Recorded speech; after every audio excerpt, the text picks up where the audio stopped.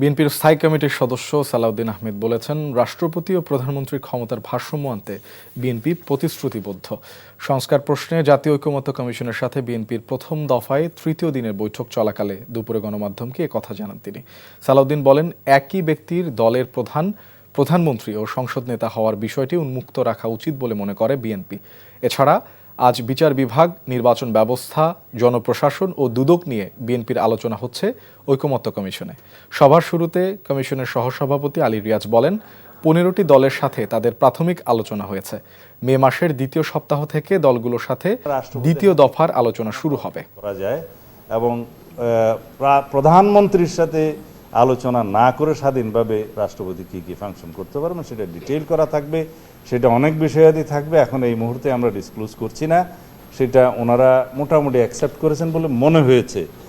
আর এখানে যাতে রাষ্ট্রের প্রধানমন্ত্রী এবং রাষ্ট্রপতির মধ্যে ক্ষমতার ভারসাম্য আনয়ন করা যায়, একটা ব্যালেন্সড গভর্নমেন্ট এবং রাষ্ট্র ব্যবস্থা যাতে কায়েম করা যায়, সেই বিষয়টা আমাদের অঙ্গীকার।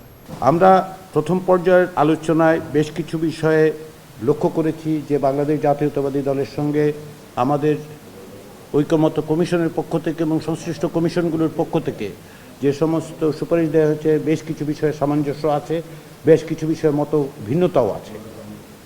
এই মত ভিন্নতাগুলোর ক্ষেত্র বিশেষে বাংলাদেশ জাতীয়তাবাদী দলের পক্ষ থেকে যেটা বলা হয়েছে, অনেকগুলো ক্ষেত্রে তারা নীতি নির্ধারকদের কাছে যাবেন, আলোচনা করবেন এবং পরবর্তী সময় আমাদেরকে জানাবেন।